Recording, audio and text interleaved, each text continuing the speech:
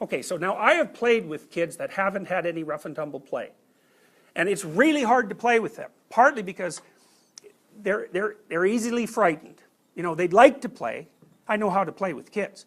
They'd like to play. They're pretty hepped up on it, you know, and they're really excited, especially about physical play.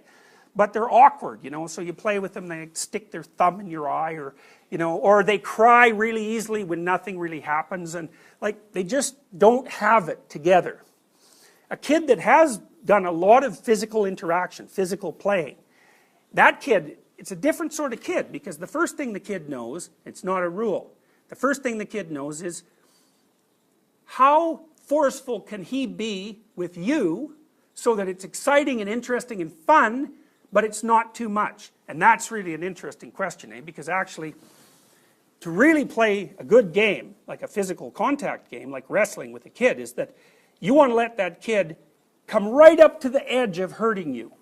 And the closer the kid gets to the edge, the more fun it is for both, because the kid will give you a whack and he'll go, you know, and it's good, you know, and then maybe he'll give you a harder whack to see if he can get away with it. And kids will often, they'll come up to you, whack you, and then run away, and then they'll look, okay? And if you're laughing, then they'll come back and try a harder one, and then, you know, they're doing it incrementally, because it's exploratory behavior, and part of the exploration is, okay, what are bodies like?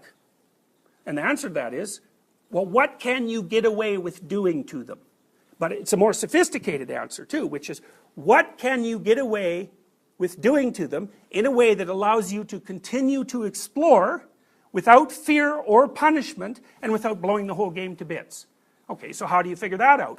You do not talk about it, because you can't. You have to act it out. It's like, so the kid's hitting you and wrestling and pulling your hair and doing all these things, and you're modifying its behavior very, very carefully and in minuscule detail, and then you get a kid who can like wrestle like mad, and they're fun to play with. They bounce around like a dog that won't bite you, you know. A good, well-trained dog you can really play with, and you can play with them rough, and it's a blast. The dog has a good time, the person has a good time, it's like excellent. That's a socialized dog.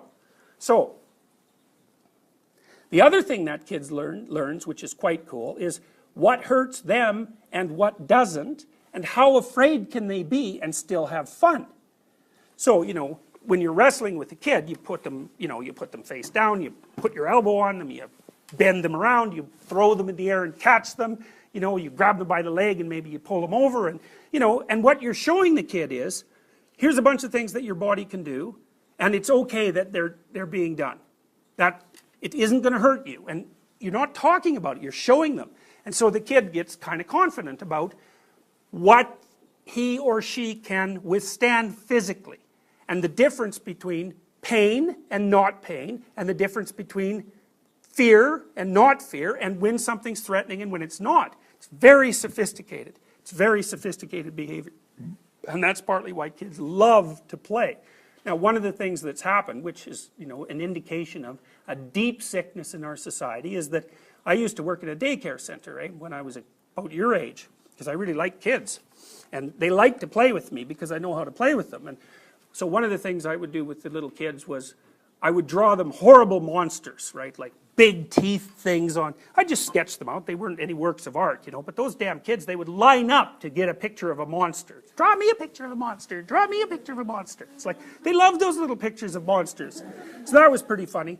And the other thing I would do is play with them. You know, I'd take them out in the yard and grab an arm and a leg and spin them around or bend them over and, you know, twist them around, let them crawl on me. And there was always one kid in the group who couldn't do that, though. He's like, he hadn't been paid attention to enough, you know, so he was, I think he was like a Taoist uncarved block.